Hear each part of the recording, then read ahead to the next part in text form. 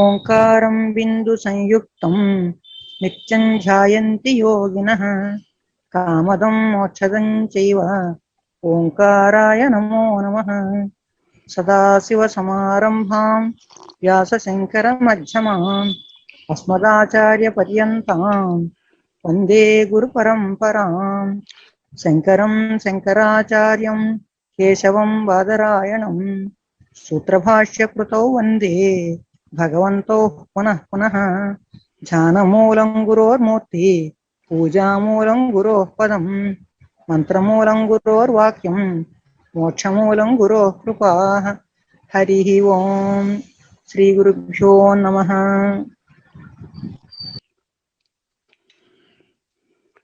ఆత్మస్వరూపులందరికీ అభివాదములు. శ్రీ గురుభ్యో నమః. హరి ఓం. మనము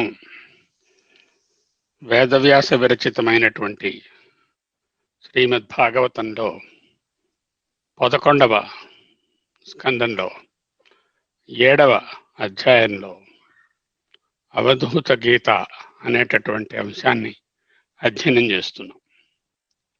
ఇది పరీక్షిత్తుకు సుఖమహర్షి చెప్తున్నారు.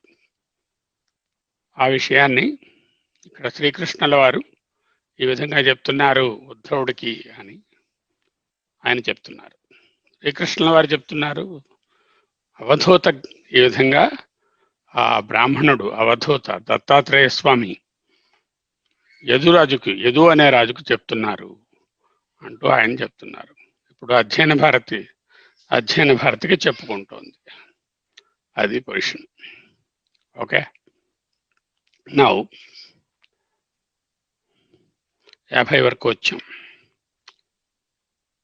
పృథివీ వాయురాకాశం ఆపో అగ్ని చంద్రమా రవి కపోతో అజగరః సింధు పతంగః మధుకృత్ గజః మధుః హరిణః మీనః పింగళా కురరః అర్భకః కుమారీ శరకృత్ సర్ప ఊర్ణనాభిః శుపేశకృత్ అంటూ నాకు ఏతే మే గురువో రాజన్ చతుర్వింశతిరాశ్రితాః శిక్షా వృత్తిభిరేతేషాం అన్వశిక్షమిహాత్మనః.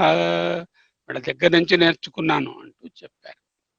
వాటిలో మనము కొన్ని చూశాము, వాటి కంటిన్యూషన్ చూద్దాం. మనము చూసినవి ఏమిటంటే ఎవరన్నా ఒకసారి చెప్పగలుగుతారా?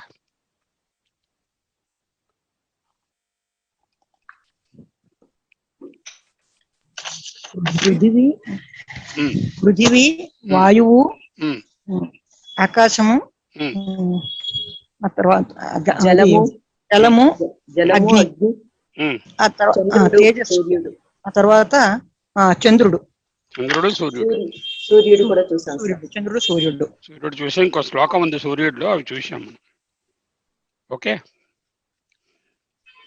సో కంటిన్యూ చేద్దాం.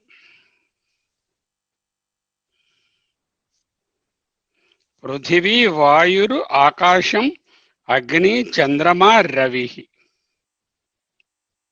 ఆపస్ కూడా మధ్యలో వాటర్ కూడా చూసాం. ఇప్పుడు చేయవలసినవి ఏంటంటే ఈ కంటిన్యూషన్ 51 కూడా సూర్యుడికి సంబంధించిందే. ఆ తర్వాత కపోతః అజగరః సింధుః పతంగః మధుకృత్ గజః బుధ్యతే స్వేన భేదేన వ్యక్తిస్తైవ తద్గతః లక్ష్యతే స్థూలమతిభిర్ ఆత్మా చ అవస్థితో అర్కవత్. అర్కవత్ అంటే సూర్యుని వలె, అర్కవత్ సూర్యుని వలె అవస్థితః ఉన్నవాడు. ఏమిటి సూర్యుని వలె ఉండడము? వ్యక్తిస్థః వ్యక్తి మనిషి, పర్సన్. వ్యక్తిస్థః అంటే దేహమందు ఉన్నటువంటి, దేహమందు ఏముంది? ఆత్మ ఉన్నది. సో వ్యక్తిస్థః, వ్యక్తిస్థః దేహమందున్న స్వేన తన స్వరూపముతో అవస్థితః నిలిచి ఉన్నటువంటి, అవస్థిత అంటే నిలిచి ఉన్నటువంటి ఆత్మ, ఆత్మ తత్ గతః ఇవ దానిలో ప్రవేశించినదా అన్నట్లు. ఇవ అన్నారు కదా, అంచేత భేదేన భేదముగా స్థూలమతిభిచ స్థూల బుద్ధి కలవారికి లక్ష్యతే తెలియబడుతున్నది.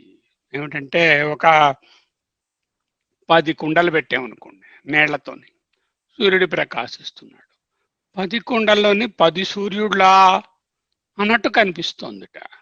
అంటే ప్రపంచంలో ఉన్నటువంటి ఏ ఏ వస్తువుల మీద సూర్యకాంతి పడుతుందో అవన్నీ ప్రకాశిస్తూ ఉంటే, ఓహో ఒక్కొక్కడు ఒక్కొక్క సూర్యుడు, ఒక సూర్యుండు సమస్త జీవులకు తానొక్కొక్కడై తోచుపోలిక, ఏ దేవుడు సర్వకాల మహాలీలన్ నిజోత్పన్న జన్య కదంబంబుల నానా విధాన రూపకుడై ఒప్పుచునుండు అట్టి హరినే అంటే అట్టి ఆత్మ నే ప్రార్థించు శుద్ధుండనై అన్నారు భీష్మాచార్యుల వారు శ్రీకృష్ణుని ప్రార్థిస్తూ పరమాత్మ తత్వంగా. ఏ విధంగా అయితే సూర్యుడు భిన్న భిన్న విషయములలో ప్రతిబింబించినప్పుడు వేర్వేరు సూర్యులు అని స్థూల బుద్ధి కలవారికి అనిపిస్తుందో, అలాగే ఆత్మ కూడా రకరకములైన ఉపాధులలో ప్రతిబింబిస్తున్నప్పుడు ఆత్మ కనబడకుండా అవి వేర్వేరు ఆత్మలా అన్నట్టుగా కనిపిస్తుంది. కానీ ఒక్కటే, దీనినే సర్వాత్మభావం, భూతేషు భూతేషు విచిత్య ధీరా అనే దానికి సరిపోయినటువంటి మాట అన్నమాట. సో అర్కవత్ అంటే సూర్యుని వలె స్వేన వ్యక్తిస్థః శరీరంలో నుండి స్వేన తన స్వరూపముతో బుధ్యతే భేదేన వేరువేరుగా అనిపిస్తుంది. తద్గతః ఆ శరీరంలో ఉన్నప్పుడు భేదేన ఇవ లక్ష్యతే అనిపిస్తుంది. స్థూలమతిభిః ఆత్మచ అవస్థితో అర్కవత్ ఆత్మ అందరిలోనూ ప్రకాశిస్తున్నది. అయితే ఆత్మ తెలియటం లేదు కదా. ఒక్కొక్క వ్యక్తిలో ఆత్మ ఉన్నది అని మనం తెలుసుకోవడానికి ఓహో ఈయన ఒక ఆత్మ, ఆమెలో ఒక ఆత్మ, వారిలో ఒక ఆత్మ, ఈ పక్షిలో ఒక ఆత్మ అని వేరువేరుగా అనుకుంటాము. కానీ ఏ విధముగా అయితే సూర్యకాంతి అన్నిటిలో ప్రతిఫలిస్తున్నప్పుడు వేరువేరు కుండలలో, వేరువేరు జలాశయాలలో, వేరువేరు నీళ్ల కంటైనర్లలో వేరువేరుగా కనిపిస్తున్నట్టు ఉంటుందో, ఉన్నది ఒకే సూర్యుడు అవుతాయి. అయినప్పటికీ అదే విధంగా ఆత్మ ఒకటే అయినా వేరువేరు ప్రతిబింబాలుగా ఒక్కొక్క ఉపాధిలో మనకు ఉపాధిగా గోచరిస్తుంది, ఆత్మగా తెలియదు. ఉపాధిని చూసిన వెంటనే, బోధని చూసిన వెంటనే ప్రతిబోధ లోపల ఉన్నదని మనము తెలుసుకొనవలెను. ఇది ఏ వేదాంతము, ప్రతిబోధ విదితం మతం కదా నేర్చుకున్నాము. సూర్యుడు తన స్వరూపం నందే ఉన్నప్పటికీ జలంలో ప్రతిబింబించి దానిలో ప్రవేశించాడా జలంలో అన్నట్టు. నిజంగా సూర్యుడు ప్రవేశించలేదు, ప్రవేశించాడా అన్నట్లు. అంటే తద్గత ఇవ అన్నారు కనుక ఇవ వేర్వేరు జలాశయాలలో వేర్వేరుగా కనిపిస్తూ ఉంటాడు. అదే విధంగా తన స్వరూపమునందే ఉన్నటువంటి ఆత్మ ఈ కుండల్లో ఉన్న మలినముతో ఆ సూర్యునికి ఏమి సంబంధము లేదు. ఈ ఉపాధులలో అనాత్మలో ఉండేటటువంటి బోధలతో ఆ లోపల చైతన్యమునకు ఏమీ అంటు లేదు. అటువంటి ఆత్మ దేహాది ఉపాధులలో ప్రతిఫలించి వాటిలో ప్రవేశించినదా అన్నట్లు, తద్గత ఇవా అన్నట్లు కనపడును. ఇది ఎవరికి? స్థూలమైనటువంటి బుద్ధి గలవారికి. అంటే స్థూలమైన బుద్ధి ఉన్నవారెవరు, సూక్ష్మమైన బుద్ధి ఉన్నవారెవరు? స్థూలమైన బుద్ధి ఉన్నవారు అంటే అనాత్మనే చూస్తున్న వాళ్ళు, దేహేంద్రియ మనోబుద్ధులనే లెక్కలోకి తీసుకుంటున్న వాళ్ళు. సూక్ష్మమైనటువంటి బుద్ధి ఉన్న వాళ్ళు ఎవరు? వాళ్ళు అనాత్మను చూడకుండా లోపల ఉన్న ఏకత్వమైనటువంటి ఆత్మను చూస్తారు. దీనినే సర్వాంతరత, సర్వాంతర ఆత్మ అని చెప్పుకోవచ్చు. దీనినే భూతేషు భూతేషు అనే కాన్సెప్ట్ని ఇక్కడ తీసుకొస్తున్నారు. ఓకే. ఓకే, అదే అల్టిమేట్ గోల్ కదా. ఆత్మ నేనని తెలుసుకోవడం ఒకటి, ఈ ఆత్మ అనే అంతా ఒకటే అని తెలుసుకోవడం రెండో స్టెప్. అది ఆ స్టెప్ ఇక్కడ చెప్తున్నారు అన్నమాట. మళ్ళీ చెబుతాను శ్లోకం చూడండి. బుధ్యతే స్వేన భేదేన వ్యక్తిస్తైవ తద్గత లక్ష్యతే స్థూలమతిభి ఆత్మ చ అవస్థిత అర్కవత్. అది ఓకే. ఇక్కడతో రవి కూడా అయిపోయింది. రవి తర్వాత పతంగ, సారీ రవి తర్వాత కపోత. ఈ కపోతం గురించి కథ ఆల్రెడీ మనం చెప్పేసుకున్నాము. కొంచెం ఫాస్ట్ గా చదువుకోవచ్చు, కథే కాబట్టి చదువుదాం. నాతి స్నేహ ప్రసంగో వా కర్తవ్య క్వాపి కేనచిత్ కుర్వన్ విందతే సంతాపం కపోతైవ దీనధీ. దీన బుద్ధి కలవాడు, దీన ధీ, ధీహి అంటే బుద్ధి, దీనధీ అంటే ఎవరైతే దీనమైనటువంటి మనసు ఉన్నవాళ్ళు, ధీరులు కారు, అటువంటి వాళ్ళు ఏం చేస్తారు?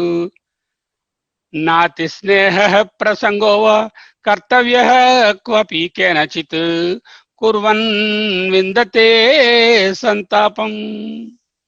వాళ్ళకి విందతే సంతాపం, సంతాపమును పొందుదురు.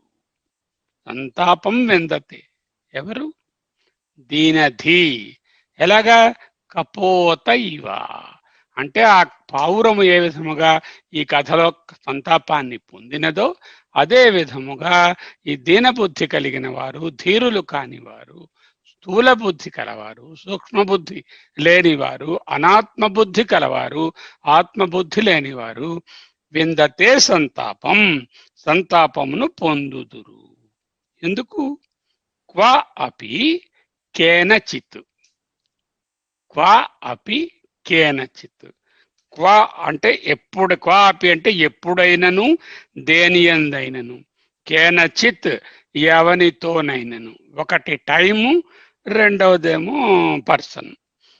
క్వ అపి అంటే ఎప్పుడైనను, కేనచిత్ ఎవనితోనైనను, అతి స్నేహ అధికమగు స్నేహమును గాని, ప్రసంగ వా సంగమును గాని, న కర్తవ్య చేయరాదు, చేయబడకూడదు.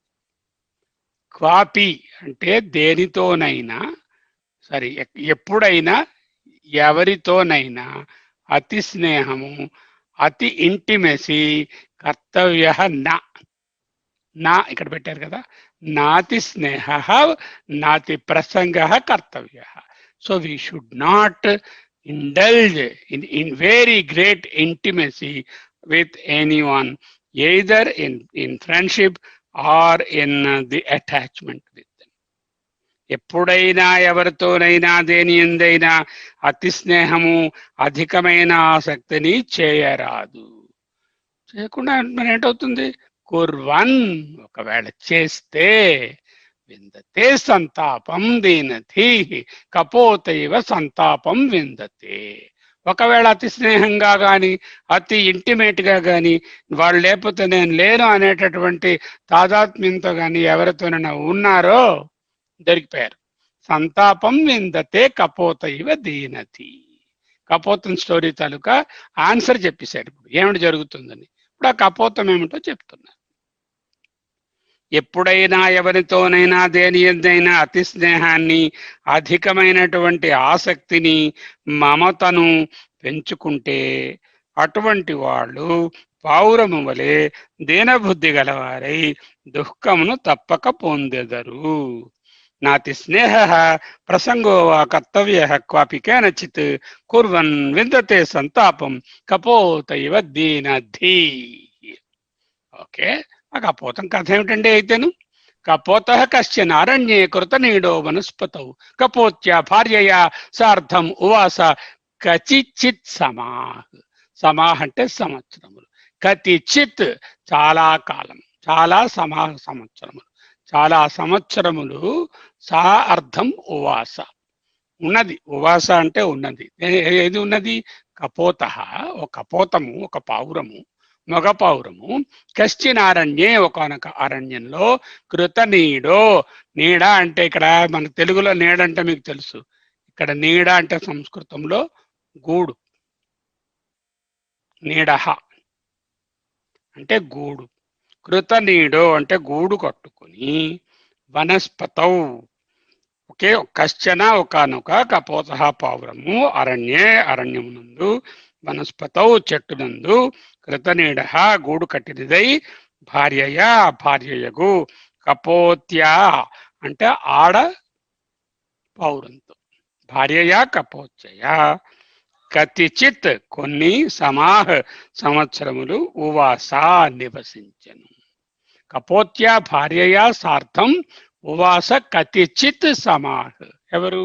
కపోత కశ్చన అరణ్యే కృతనీడో వనస్పతౌ. వనస్పతౌ అంటే ఒక చెట్టునందు కృతనీడో గూడు కట్టుకున్నదై ఒక అరణ్యంలో ఒకనొక కపోతము తన తాలూకా భార్య అయిన కపోతితో పాటు వాసము చేస్తూ ఉన్నది చాలా రోజులు బట్టి.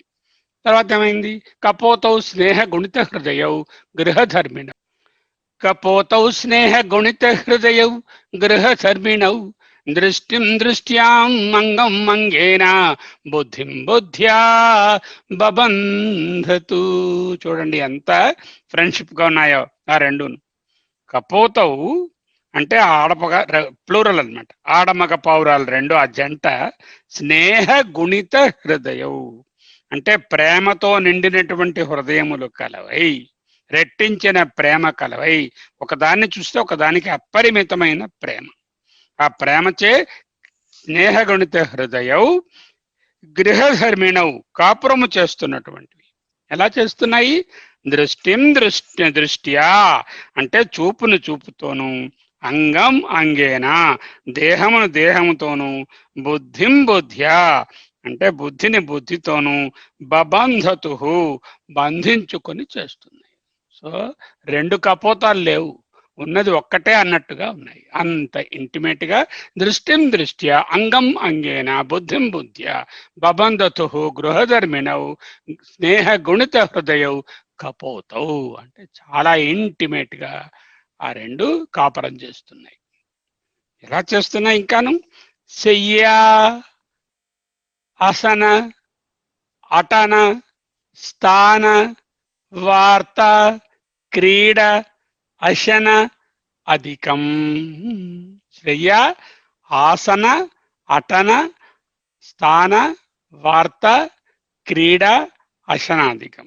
శయ్య పడుకోవడం, తరువాత ఏంటంటే ఆసన కూర్చోవడం, అట అంటే తిరగడం,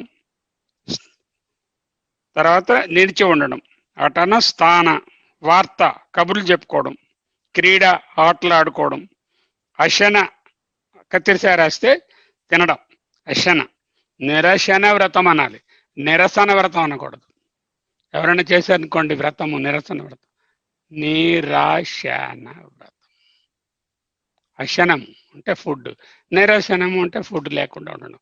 చాలా చోట్ల మీరు బోర్డులు చూస్తుంటారు, ఫలానా ఎమ్మెల్యే గారు నిరసన వ్రతము అంటే దేన్నో నిరసిస్తున్నారు, ఆయన ఫుడ్ మానేశారని కాదు, అలా రాయకూడదు. ఓకే, ఇది తప్పు. నిరశన అంటే ఇక్కడ అశన అంటే ఫుడ్. అవి ఆటలలోను పాటలలోను కూర్చోవడంలోను కబుర్లు చెప్పుకోవడంలోను తినడంలోను వాటన్నిటిలోనూ కూడా మిథునీభూయ అంటే రెండన్నవి లేవు, ఒక్కటే ఉన్నట్టుగా జంటగా అయి విశ్రబ్ధౌ అంటే ఏ విధమైన అడ్డు ఆపు లేకుండా, విశృంఖలంగా స్వేచ్ఛగా, ఏ పరిమితులు లేకుండా, ఏ శంకలు లేకుండా. విశ్రబ్ధౌ చేరతు అంటే కలిసి ఉన్నవి, చేరతు అంటే చేసాయి. ఏమిటి చేసాయి? వనరాజిషు అక్కడ ఉన్న వనములలో వాటిలో కూడా గ్రూప్స్ లో కూడా అన్నిట్లో తిరుగుతున్నాయి. అడవుల పంక్తులు, వనరాజి అంటే పంక్తి, వనరాజి అంటే అడవుల తాలూకా పంక్తులలో విశ్రబ్ధౌ శంకలేని ఆ రెండు పావురములు ఏ విధమైనటువంటి అడ్డు ఆపు లేకుండా మిథునీభూయ జంటగా ఉంటూ, వనరాజిషు అడవుల తాలూకా గుంపుల పంక్తుల యందు, శయ్య, ఆసన, అట, అటన, స్థాన, వార్త, క్రీడ, అశన ఆదికం. శయ్యాసనాటన స్థాన వార్త క్రీడా శనాధికం. నిద్రించుట, కూర్చుండుట, తిరుగుట, నిలిచి ఉండుట, కబుర్లు చెప్పుకొనడం, ఆటలు, తినడం మొదలైనవన్నీ చేరతుహు చేసినవి. వెరీ ఇంటిమేట్ పావురాల జంట. ఎలా చూసుకుంటుందో చూడండి మగ పావురం. ఇయం యం వాంఛతి సా రాజన్ తత్పరయంత్యనుకంపిత. రాజన్, ఓ యదురాజా, సా ఆడు పావురము, స్త్రీలింగం కదా సా అంటేను, యం యం వాంఛతి ఏమి కోరుతోందో, రాజన్ ఓ రాజా, తర్పయంత్రి తృప్తిని కలిగిస్తున్నటువంటి, అనుకంపిత ప్రేమతో ప్రోత్సహింపబడినటువంటి ఆ ఆడుపావురం చేత, సా ఆడుపావురము యం యం ఏ కామం భోగ్య వస్తువును వాంఛతి కోరును. అజిత ఇంద్రియ, వీడు జితేంద్రియుడు కాడు. జితేంద్రియుడు అయితే ఆ వాంఛలకి వీడు లొంగిపోడు. అజితేంద్రియుడు అంటే అమ్మా మా ఆవిడ అడిగింది, నేను ఎలాగైనా సరే తీసుకురావాలి అంటూ పట్టుకొచ్చేస్తున్నాడు. ఎలాగా? కృచ్ఛ్రేణాపి, చాలా కష్టమైనా కూడా, కృచ్ఛ్రేణాపి అంటే చాలా కఠినమైనా కూడా దానిని ఎలాగోలా సాధించి ఈ మగపావురము వాటిని దానిని కృచ్ఛ్రేణాపి కష్టమైనను సమానయత్ వేటిని కామం, ఆ కోరికలను. యం వాంఛతి సా రాజన్ కామం తర్పయంత అనుకంపిత సా యం వాంఛతి కామం తం సమనయత్ తీసుకుని వస్తున్నాడు. ఎందుకు? అజితేంద్రియుడు కాబట్టి కృచ్ఛ్రేణాపి కష్టమైనప్పటికీ కూడా తీసుకొస్తున్నాడు. చూడడానికి చాలా బాగుంది, మంచి కాపురం చేసుకుంటున్నారు, భార్య అడిగింది తెచ్చిచ్చాడు, తెచ్చిస్తున్నాడు, దీంట్లో తప్పే ఉంది అనిపిస్తుంది మనకి. దీంట్లోనే ఉంది ట్రిక్ అంతా. చూడండి తరువాత, కపోతి ప్రథమం గర్భం గృహణతి కాలాగతే. సమయమైనది. కపోతి ఆడపావురము ప్రథమం గర్భం మొదటి గర్భాన్ని గ్రహించినది, ధరించినది. అండాని సుషవే నీడే స్వపత్యు సన్నిధౌ సతీ. ఆడుపావురము స్వపత్యు తన తాలూకా భర్త అయినటువంటి మగపావురము సన్నిధౌ దాని ఎదురుగుండానే అండాని సుషవే అండములను గ్రుడ్లను, సుషవే అంటే ప్రసవించినది.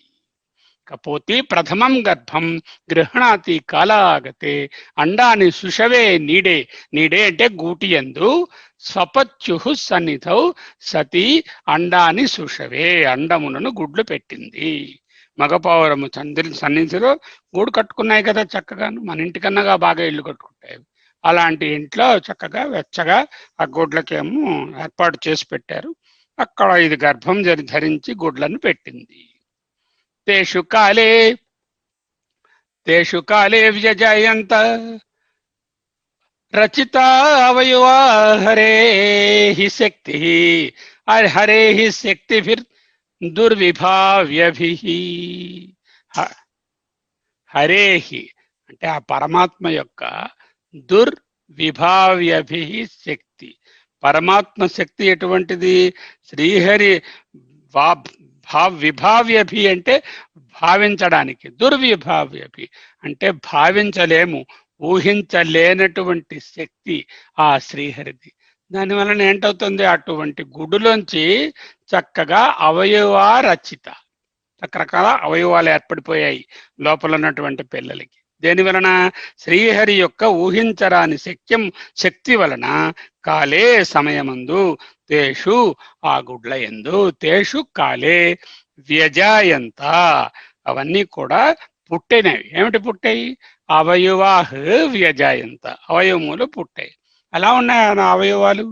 కోమలాంగతనూరుహ చాలా అందంగా సుకుమారమైన చిన్న పిల్లపక్షి అవయవాలు ఎలా అంత అందంగా ఉంటాయి, అలా సుకుమారమైన అవయవాలు, వాటికి చుట్టూ బొచ్చు రోమములు కలిగినటువంటి పిల్లలు వ్యజాయంతా పుట్టినవి. ఇదంతా కూడా హరిమాయ. ఒక గుడ్డ ఏమిటి, ఆ గుడ్డ ఈ విధంగా రూపం దిద్దుకోవడం ఏమిటి, దానికి కోమలమైన అవయవాలు రావడం ఏమిటి, ఇవంతా కూడా విష్ణు మాయ. దాని వలననే ఇది ఆ హరిమాయ, పరమాత్మ మాయ వలన. తేషు కాలే వ్యజాయంత రచితావయువా హరేహి రచితావయువా హరేహి శక్తిభిః దుర్విభావ్యభిః కోమలాంగ తనూరుహాహు. అటువంటి పిల్లలు కలిగేసరికల్లా ఆ పిల్లలను చూసి ప్రజాహ్ పిల్లలను పుపుషతు అంటే పోషిస్తున్నాయి. ఎలాగ ఎవరు పోషిస్తున్నారు? దంపతి వీళ్ళిద్దరు, ప్రీతౌ ప్రీతితో, పుత్రవత్సలౌ పిల్లలు అనే వాత్సల్యంతో, ఎంతో ప్రీతితో ఈ దంపతులు, ఈ జంట పావురాలు ప్రజాహ పుపుషతు పోషించుచున్నవి. ఓకే, ప్రీతౌ ప్రీతి చెందిన వారు, పుత్రవత్సలవు సంతానం నందు ఏనలేనటువంటి ప్రేమ ఉన్నటువంటి దంపతి ఆ పక్షి దంపతులు ప్రజాహ ఆ సంతానమును పుపుషతు పోషిస్తున్నవి, పోషించినవి. తాసాం వాటి యొక్క కూజితాం కూతను శృణ్వంతౌ వినుచున్నవి. కుక్కు అని కూస్తున్నాయి. ఇవి చక్కగా వింటూ ఎంత బాగా కూస్తున్నాయో నా పిల్లలు అంటే మురిసిపోతున్నారు. ఆ రెండు కలభాషితై తీయని కూతలచే నిర్వృతౌ ఆనందిస్తున్నవి. తాసాం వాటి యొక్క కూజితం శృణ్వంతౌ కలభాషితై నిర్వృతౌ ప్రజాః పుపుషుతుః ప్రీతౌ దంపతి పుత్రవత్సల తాసాం కూజితం శృణ్వంతౌ కలభాషితై నిర్వృతౌ. చాలా సింపుల్, ఇందులో వేదాంతం ఏమీ లేదు. అది అంతలా ఇమ్మర్స్ అయిపోయి ఉన్నారు ఆ తల్లి తండ్రి ఆ పిల్లలతో పాటు. మనం అలాగే ఉంటాం. మన పిల్లల్ని చూసి మనమల్ని చూసేసరికల్లా ఆహా ఎంత ముద్దు మాట్లాడుతున్నాడు, ఎంత ముద్దుస్తున్నాడు, అచ్చన్న అలాగే ఉన్నాడు అనుకుంటూ ఉంటాం మనం కూడా మన మనవల్ని మనవరాల్ని చూసి. తాసాం పతత్రైః సుస్పర్శైః కూజితైః ముగ్ధ చేష్టితైః ప్రత్యుగమైర్ అదీనానాం పితరౌ ముదమాపతుః. ఇంకా డిస్క్రైబ్ చేస్తున్నారు వాళ్ళ తాలూకా అన్యోన్యతని, ఎక్స్పీరియన్స్ ని, ఆనందాన్ని. అదీనానాం దైన్యము నలుగునటువంటి, వాటికి ఏమి దైన్యం లేదు, ఎందుకు హాయిగా తల్లిదండ్రులు చూసుకుంటున్నారు, ఫుడ్ తెచ్చిస్తున్నారు, ప్రేమగా చూస్తున్నారు. చేత అదీనానాం దైన్యము నెరుగునటువంటివి తాసాం ఆ పిల్లల సుస్పర్శై చక్కని స్పర్శ గల పతత్రై అంటే రెక్కలు ఉంటాయి కదా, ఆ రెక్కల తాలూకా స్పర్శ చేత, కూజితై కూతల చేత, ముగ్ధ చేష్టితై అమాయకపు చేష్టలచే, ప్రతి ఉద్గమై అవి ఇలా వెళ్ళేసరికి అలా గూట్లోకి ఎదురుగుండా పరిగెట్టుకొచ్చేస్తున్నాయి, ఎదురు రావడం. ప్రతి ఉద్గమై పితరవు తల్లిదండ్రులు ముదం ఆనందమును ఆపతు పొందినవి. తాసాం వాటి యొక్క పతత్రై రెక్కల యొక్క సుస్పర్శై మంచి స్పర్శతో, కూజితై వాటి తాలూకా కూతల చేత, ముగ్ధ చేష్టితై వాటి చేష్టల చేత, కూతల చేత ముగ్ధమైనటువంటి చేష్టలు కలిగిన వాటిని చూసుకుంటూ, ప్రత్యుద్గమై ఇవి వెళ్ళేసరికల్లా ఎదురుగా వస్తున్నటువంటివి, అదీనానాం ఏ విధమైన దైన్యం లేకుండా హాయిగా నవ్వుతూ తల్లిదండ్రులను పలకరిస్తున్నటువంటి ఆ పక్షులను పితరవు అంటే ఈ తల్లిదండ్రులు ఇద్దరు కూడా ఈ పక్షులు ముదం ఆపతు ముదం ఆనందమును ఆపతు పొందినవి. ఇంకా ఏమైంది? స్నేహానుబద్ధ హృదయ అన్యోన్యం విష్ణుమాయ. ఈ స్నేహము, ఈ ప్రేమ, ఈ బంధనము, ఈ నా వాళ్ళు, నేను, నా పిల్లలు ఎంత అందంగా ఉన్నారో, ఎంత ముద్దుస్తున్నారో, ఇవన్నీ మాయ. ఈ మాయ వలన స్నేహానుబద్ధ హృదయ అన్యోన్యం విష్ణుమాయ విమోహితౌ దీనధియౌ శిశూన్ పుపుషతు ప్రజాః. ఓకే, విష్ణుమాయ శ్రీహరి మాయచే అన్యోన్యం అంటే పరస్పరము, స్నేహ అనుబద్ధ హృదయం. స్నేహ అంటే స్నేహము, ఆసక్తి, ఒకదాని మీద మమకారం, దాని చేత కట్టబడినటువంటి అనుబద్ధ హృదయం, హృదయాలు కలిగినటువంటివి, విమోహితవు విపరీతమైన వ్యామోహము ఆ పిల్లల్ని చూసేసరికల్లా, దీనధియవు దీనమైన అంతఃకరణాలు కలివి. ఎందుకు వాడికి దీనత్వము? అయ్యో ఈ పిల్లలు ఎలా పెద్దవాళ్ళు అవుతారు, వీళ్ళకేం ప్రాబ్లం ఉండకుండా పెద్దవుతే బాగుండు, వీళ్ళకి మంచి గూడు దొరికితే బాగుండు, జంట దొరికితే బాగుండు అనుకుంటూ ఈ రెండు పక్షులు అనుకుంటున్నాయి. శిశువులైన ప్రజాః సంతానమును పుపుషుతు పోషించినవి. ఎంతో స్నేహంతో, హృదయంలో అన్యోన్యతతో ఆ విష్ణుమాయ వలన మోహాన్ని పొంది ఆ శిశువున పిల్లలను ఇవి పెంచుకుంటూ వస్తున్నాయి. ఇలా ఉంటే ఏమైంది? ఒకనాడు ఏ కదా, కదా సదా అంటే ఎల్లప్పుడు, కదా ఒకప్పుడు, ఏ కదా అంటే ఒకప్పుడు, కదా అంటే ఎప్పుడు, ఏ కదా ఒకనాడు, ఏ కదా ఒకనాడు, కుటుంబినౌ అంటే వీళ్ళిద్దరు ఉన్నారు కదా అందుకని కుటుంబినౌ ప్లూరల్. ఓకే, ఏ కదా కుటుంబినౌ ఒకనాడు పిల్లలు గల ఈ దంపతులు తాసాం ఆ పిల్లలకు, ఏకదా కుటుంబినౌ తాసాం ఆ పిల్లలకు, అర్థినౌ ఆహారమును కోరేవి. ఆ పిల్లలు ఎలాంటివి, తాసాం వాటికి జగ్ అన్నార్థం అన్నము కొరకు, అర్థినౌ అంటే ఆహారమును కోరుతున్న వాటి, అన్నార్థం అన్నము కొరకు, జగ్మతు వెళ్ళినవి. ఒకనాడు ఈ రెండు కూడా తౌ కుటుంబినౌ ఆ రెండు పక్షులు కూడా ఒకేసారి ఏకదా ఒకనాడు అన్నార్థం అన్నము కొరకు, అర్థినౌ వాటికి ఆకలి తీర్చడం కోసమని, తాసాం వాటి కోసము, జగ్మతు ఎక్కడికో వెళ్ళాయి. ఎక్కడికి వెళ్ళాయి, కాననే పరితః అంటే అడవిలోకి వెళ్ళాయి. వెళ్ళి ఫుడ్ పట్టుకొద్దాం అని చెప్పి మార్కెట్కి వెళ్ళి మనం కొనుక్కొస్తాం కదా పిల్లల కోసం, అలా అవి కూడా మార్కెట్కి వెళ్ళాయి.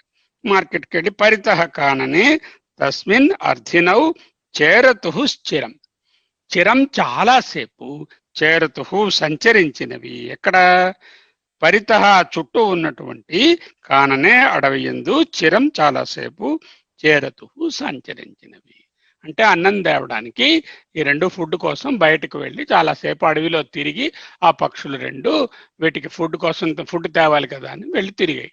అలా తిరిగి వచ్చేసి కొంత టైం అయింది. ఆ సమయంలో ఏమైంది, దృష్ట్వా తాన్ లుబ్ధకః కశ్చిన్ యదృచ్ఛాతో వనేచరః జగృహే జలమాతత్య చరతః స్వలయాంతికే.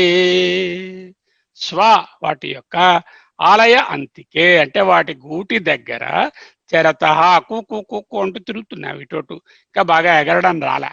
స్వాలయ అంతికే వాటి తాలూకా చాలా, వాటి గూటికి చాలా సమీపంలో చరతః తిరుగుతున్నటువంటి పక్షులను, జాలం ఆతత్య జాలం అంటే వలను, ఆతత్య పరచి, జగృహే పట్టుకునేను.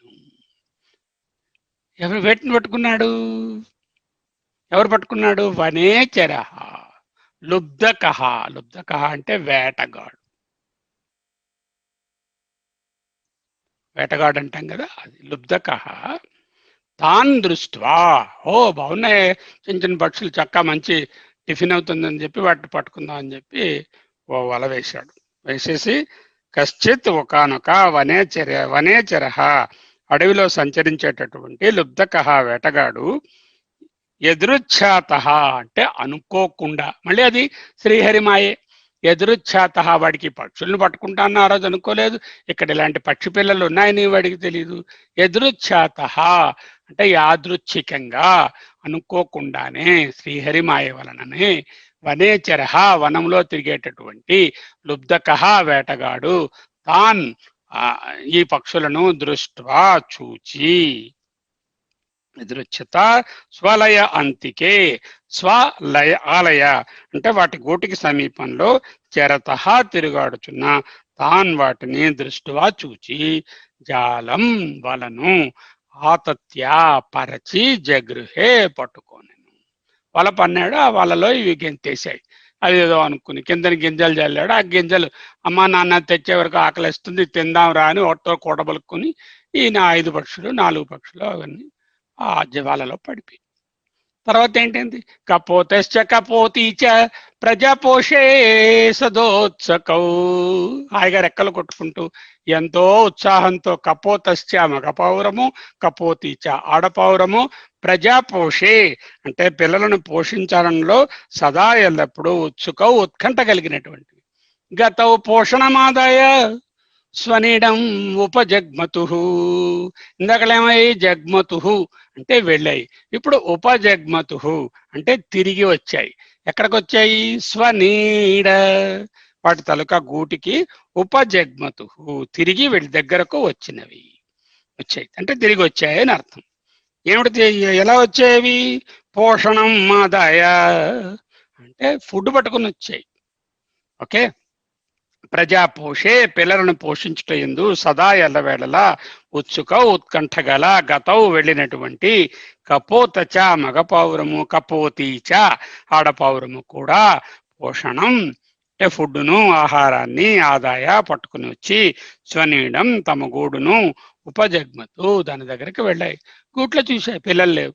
అయ్యో పిల్లలు ఏమైపోయారు, ఇంట్లో లేరు, భయపడిపోయాయి పాపం. కిందని చూసేసరికల్లా వాళ్ళలో అవి ఏడుస్తున్నాయి అక్కడ ఆల్రెడీ, అది చూస్తాయి అవి. కపోతి స్వాత్మజాన్ వీక్ష, ముందు తల్లి చూసింది. స్వాత్మజాన్ తన తలుక పిల్లలను వీక్ష బాలకాన్ జల సంవృతాన్, జాలము వల, జాల సంవృతాన్ అంటే వలచే కప్పివేయబడిన వలలో చిక్కుకొన్నటువంటి వాటిని, బాలకాన్ లేత వయసు కలిగినటువంటి వాటిని, కపోతి ఆడుపావురము, క్రోశత వీళ్ళు ఎలా ఉన్నాయి, ఏడుస్తున్నాయి బ్యా బ్యా బ్యా బ్యామని. అయ్యో మమ్మల్ని విడిపించండి విడిపించండి. క్రోశత అంటే ఆక్రోశించుచున్న తాన్ ఆ స్వ ఆత్మజాన్ తన పిల్లలను వీక్ష్య చూచి క్రోశంతి, ఇది కూడా బ్యామని మొదలుపెట్టింది ఏడుపు. క్రోశత క్రోశంతి ఏడుస్తున్న వాటిని చూసి క్రోశంతి ఆక్రోశించుచున్నదై, భృష దుఃఖిత చాలా దుఃఖమును పొందినదై. భృష దుఃఖిత అంటే చాలా దుఃఖాన్ని పొంది, అభి అధావత్ ఎదురుగా పనికెట్టెను, తాన్ వాటిని చూసి, అభ్యధావత్ అంటే ఎదురుగా వెళ్ళింది, అంటే వలలోకి ఇది కూడా దుమికింది. అవుందా కథ? ఇంకా ఉంది.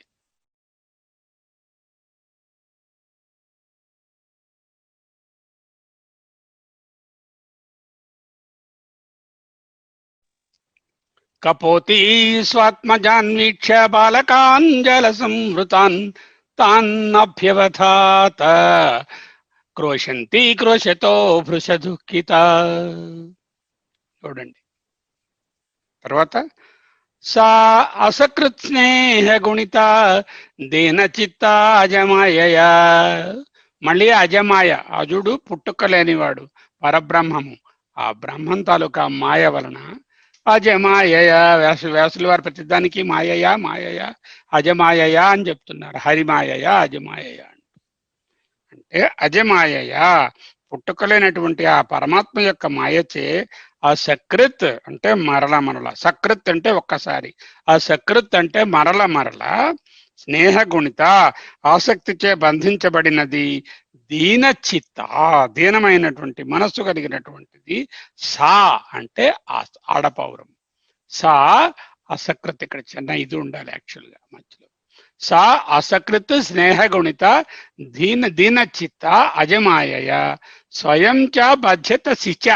శిచ అంటే వలలో, శిచ మీన్స్ వల, శిచ ఇలాంటి మాటలన్నీ కూడా మనకు కొత్తగా ఉంటాయి. వల, శిచ, సా అసకృత్, సా అంటే ఆడుపౌరము, అసకృత్ మాటి మాటికి మరల మరల, స్నేహ గుణిత ఎక్కువ ఆసక్తి చేత ప్రేమ చేత బంధించబడినదై, పాశము చేత బంధించబడినదై, దీన చిత్త దీనమైనటువంటి మనస్సు కలిగినటువంటి సా ఆడుపౌరము, బద్ధాన్ బంధించబడిన పిల్లలను, పశ్యంతి చూచుచున్నదై, బద్ధాన్ పశ్యంతి ఆ బంధించబడినటువంటి పిల్లలను చూచుచున్నదై, అపస్మృతి అని కళ్ళు తిరిగిపోయి వాళ్ళు మొహం తిరిగి పడిపోయింది, పిల్లలు చచ్చిపోతారు ఇంకని చెప్పి. అపస్మృతి అంటే తన స్పృహ తప్పినదై, స్వయం చ తాను కూడా, శిచ వలయందు, అబధ్యత బంధించబడెను, శిచ అబధ్యత, శిచ అబధ్యత, శిచ వలయందు స్వయం తాను కూడా అబధ్యత, తను కూడా పడిపోయింది వాళ్ళు. పిల్లల్ని రక్షించేద్దాం అనుకుంటూ వాటి వెనకాల వాటి వైపు పరిగెట్టింది. ఇంకేమైంది నెక్స్ట్? కపోతశ్చాత్మజాన్ బద్ధాన్ ఆత్మనోప్యధికాన్ ప్రియాన్ భార్యాన్ చాత్మ సమాందీనో విలలాపాతి దుఃఖితః. కపోతః చ అంటే ఈయన మగపావురం అన్నమాట. మగపావురం కూడా, మగపావురం అయితే ఆత్మనః అపి తనకంటే కూడా, అధికాన్ కపోతశ్చ కపోతః చ ఈ మగపావురము, ఆత్మజాన్ అంటే తనకంటే కూడా, అపి బద్ధాన్ ఆత్మనో అపి అధికాన్ ప్రియాన్ ఆత్మజానపి తనకంటే కూడా ప్రియమైనటువంటి బద్ధాన్ బంధించబడిన ఆత్మజాన్ తన పిల్లలను చూసింది. ఆత్మ సమాం తనకు అనురూపమైనటువంటి భార్యాంచ ఆత్మ సమాం భార్యాం తనకు ఎంతో అనురూపమైనటువంటి భార్యను కూడా చూచి దీనః దీనుడై విలలాప రోదించెను. ఎలాగా? అతి దుఃఖిత విలలాప అతి దుఃఖిత చాలా దుఃఖంతో రోధించి ఈ మగ కపోతం కూడా తన పిల్లలను, తనకంటే ప్రాణమైనటువంటి పిల్లలను, తనకు చాలా అనురూపమైనటువంటి భార్యను ఆ వలలో చిక్కుకుపోవడం చూసి బాగా ఏడ్చాడు పాపం వాడు కూడా. అహో అయ్యో మే పశ్యత చూడండి నా దురవస్థ. అహో అయ్యో అల్ప పుణ్యస్య పుణ్యము లేనివాడిని. పుణ్యం ఉంటే నా పిల్లలు ఎందుకు ఇలా అయిపోతారు? నాకేదో పుణ్యం కొరవైంది, అందువల్ల అల్ప పుణ్యస్య దుర్మతేహి బుద్ధి లేనివాడిని, వీళ్ళని వదిలేసి నేను ఫుడ్ కోసం వెళ్ళిపోయాను. అల్ప పుణ్యస్య దుర్మతేహి అపాయం పశ్యత. అహో నాకు అహో అయ్యో అయ్యో కటకట అల్ప పుణ్యస్య తక్కువ పుణ్యము కలిగినటువంటి దుర్మతే దుర్బుద్ధినైనట్టు అతృప్తస్య తృప్తి లేనివాడు. సరే ఎన్నున్నాయో అల్ప పుణ్యము, దుర్మతి, అతృప్తి. అతృప్తస్య అంతేకాకుండా అకృత అర్థస్య కృతార్థుడు కాడు. పిల్లలు చనిపోతే మరి కృతార్థత ఏముంది వాడికి? అంచేత అకృతార్థస్య మే నా యొక్క అపాయం వినాశనమును పశ్యత చూడు. త్రైవర్గిక మూడు వర్గములు ఏమిటి? ధర్మ అర్థ కామములు. మోక్షం గురించి ఆలోచన లేదు వీడికి. త్రైవర్గిక సాధనం ఈ మూడు వర్గాలకి సాధనమైన గృహ ఇల్లు హత వినాశమైనది. గృహ త్రైవర్గిక హత మూడు ధర్మార్థ కామాలను ఇచ్చేటటువంటి నా ఇల్లు అయ్యో కూలిపోయింది, వీళ్ళు చనిపోతున్నారు అంటూ అహో అయ్యో పశ్యత చూడండి. నేను చూడాలి. అల్ప పుణ్యస్య దుర్మతేహి అతృప్తస్య అకృతార్థస్య అపాయ పశ్యత నా అపాయాన్ని చూడండి. నా గృహము త్రివర్గములను నాకు కూర్చవలసినటువంటి నా గృహము కూలిపోతుంది, పోయింది. అంతేకాకుండా అనురూప అనుకూలాచ యస్య మే పతి దేవత శూన్యే గృహే మాం సంత్యజ పుత్రైః స్వర్యాతి సాధుభిః. అనురూప నాకు చాలా అనురూపమైనది, నేను ఎలా అనుకుంటే అలాగా. అనుకూల చాలా అనుకూలురాలు. పతి దేవత పతియే దేవతగా కలిగినటువంటి యస్య ఏ మే నా యొక్క భార్య ఉన్నదే ఈ ఆడుపావురము. శూన్యమైన గృహే ఇంటి యందు మాం నన్ను సంత్యజ విడిచిపెట్టి, మాం శూన్యే గృహే సంత్యజ నన్ను ఈ శూన్య గృహంలో విడిచిపెట్టి పుత్రై పిల్లలతో పాటుగా స్వహ అంటే స్వర్గమునకు, యాతి వెళ్ళుచున్నది, స్వర్యాతి స్వర్గమునకు వెళ్ళుచున్నది. సాధుభి అంటే సాధువులు, వాటికి ఇంకా పాపం ఏం మంచి చెడు తెలియనటువంటి పిల్లలు, అటువంటి పిల్లలు. శూన్యే గృహే మాం సంత్యజ సాధుభి పుత్రై స్వర్యాతి స్వర్గము కోసము పుత్రులతో సహితము పిల్లలతో సహితము అయ్యో స్వర్గానికి పోతున్నదే. అనురూప మా మామూలు భార్య కాదు, నాకు చాలా అనురూప. అంతేకాకుండా అనుకూలాచ యస్య మే పతి దేవత నన్నే దేవుడుగా పూజిస్తుంది. అటువంటి నా భార్య కూడా చనిపోతుంది పిల్లలతో పాటు అంటూ భోర్మని ఏడుస్తున్నాడు. సోహం శూన్యే గృహే దీను మృతదారో మృత ప్రజ జిజీవిషే కిమర్థం వా విధుర దుఃఖ జీవిత. కథ అయిపోతున్నాను దీంతో. ఏంటంటున్నారు? సోహం శూన్యే గృహే సహా అట్టి అహం, సోహం సహా అట్టి అహం నేను, శూన్యే గృహే శూన్యమైనటువంటి ఈ గూటిలో ఇంటి యందు, మృతదార మరణించినటువంటి భార్య, దార అంటే భార్య, మృతదార మృత ప్రజ, ప్రజ అంటే పిల్లలు, మరణించినటువంటి సంతానం కలిగినటువంటి దేనః దీనుడను, విధురః, ఈ మాట కూడా మనకు తెలియవాలి. విధుర అంటే భార్య పోయినవాడు, విధవ అంటాం కదా, ధవుడు అంటే భర్త, భర్త పోయినవారు విధవ అంటాం, భర్త లేనివారు. అలాగే భార్య లేని వారిని విధురః అంటారు. నేను భార్య చనిపోయి విధురుడని అయిపోయాను, భార్య లేనివాడని అయిపోయాను. దుఃఖ జీవిత, దుఃఖమయమైనటువంటి జీవితము గలవాడను అయిపోయాను. సోహం సహ అహం, నేను శూన్యే గృహే దీనః మృతదారః మృత ప్రజః విధురః దుఃఖ జీవితా వా జిజీవిషే కిమర్థం వా, బతికి ఉండి ఏమి ప్రయోజనము? నా సంతానము, నా భార్య, ఇంత అనుకూలమైనటువంటి భార్య చనిపోతే, సంతానం కూడా లేకపోతే ఈ శూన్య గృహంలో నేను మట్టుకు బతికి ఉండి ఏమి ప్రయోజనము అంటూ వాడు చింతించాడు. ఏం చేశాడు? తాం సదైవ ఆవృతన్ సిగ్మిభిః మృత్యుగ్రస్తాన్ విచేష్టతః స్వయం చక్రపణః శిక్షు పశ్యన్ అప్యభుదోపతత్. కృపణః అంటే దీనుడు, దీనుడైనటువంటి మగపౌరము. కృపణః అబుధః అంటే బుధుడు అంటే బుద్ధున్నవాడు, అబుధః అంటే బుద్ధి మాలినవాడై ఆ పక్షి. సిగ్భిః అంటే వలలచే, సిగ్భిః. ఇందాక ఇంకో పదం నేర్చుకున్నాం, ఇప్పుడు ఇంకో పదం నేర్చుకున్నాం. ఇవన్నీ కొత్త కొత్త పదాలు. సిగ్భిః అంటే వలల యందు, మృత్యుగ్రస్తాన్ విచేష్టతః, మృత్యువుతే గ్రస్తము అంటే మింగబడినటువంటిది, విచేష్టతః అంటే బాగా కొట్టుకొనుచున్నటువంటి, తాన్ ఆ పక్షి పిల్లలను, పశ్యన్ చూచుచున్నదై, శిక్షు వలలయందు, అపతత్ అంటే పడేను. ఇక్కడ రెండు, శిక్షు అన్నా వలే, సిగ్భిః అన్నా వలయే. తాం తథైవ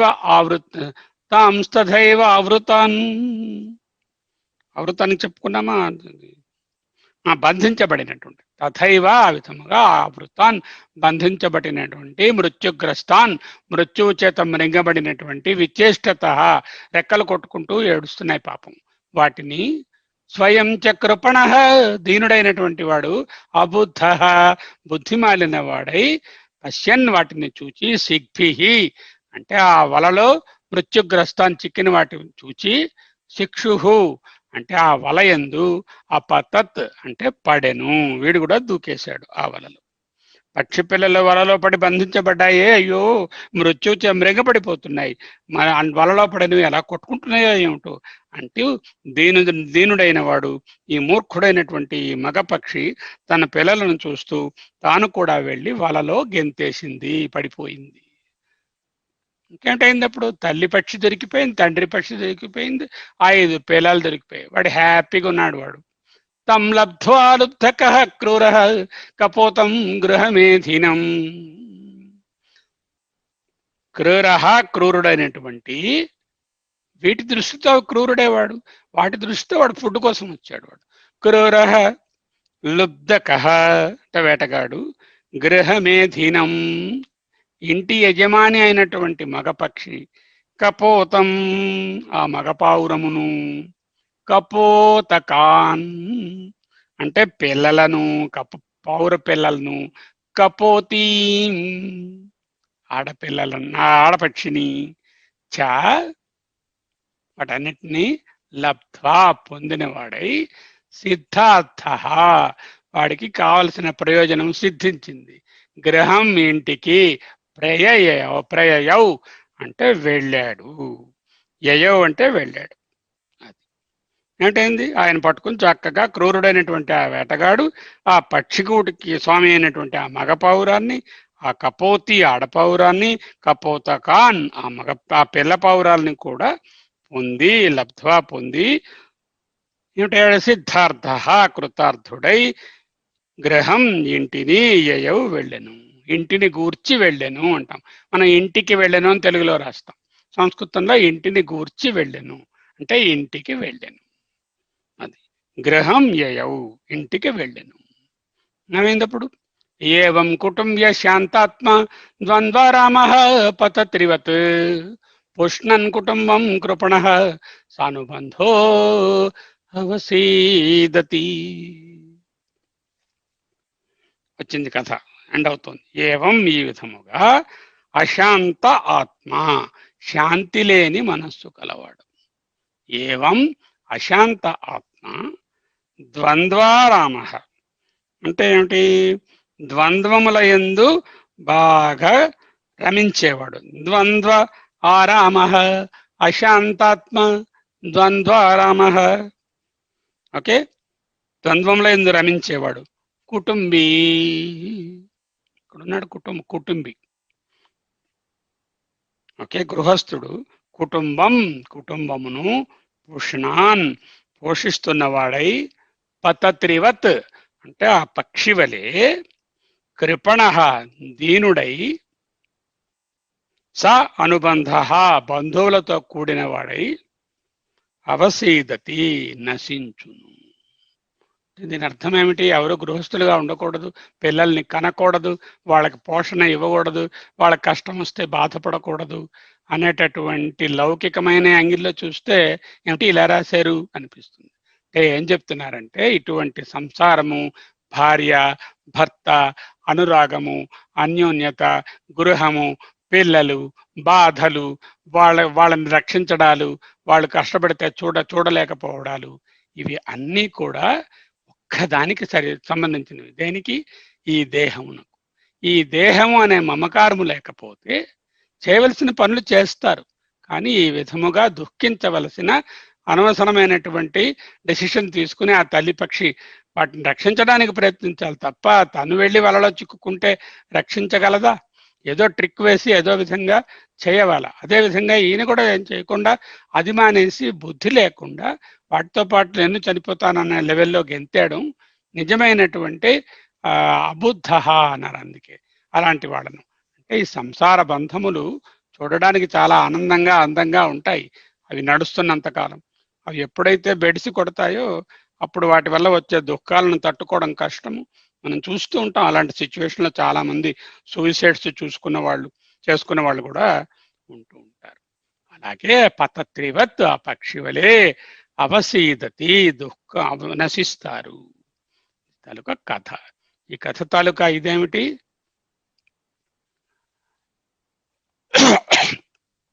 అశక్తిరనభిష్వంగ పుత్రదారగృహాదిషు నిత్యంత సమచిత్తత్వం ఇష్టానిష్టోపపత్తిషు. మనకు సత్వగుణం గురించి చెప్పినప్పుడు చెప్తున్నారు. ఆసక్తి, don't be too much attach. అనభిష్వంగ, నేను నాది అనేటువంటి too much of passion and మమకారం. పుత్ర దార గృహాదిషు నిత్యం చ సమచిత్తత్వం ఇష్ట అనిష్ట ఉపపత్తిషు. ఇష్టమో అనిష్టమో లభించినప్పుడు వాటి ఎక్స్పీరియన్స్ కలిగినప్పుడు సమచిత్తత్వం ఈక్వనామిటీ కావాలి. పుత్రదార గృహ మోహము. పుత్రదార గృహాదిషు అన్నారు.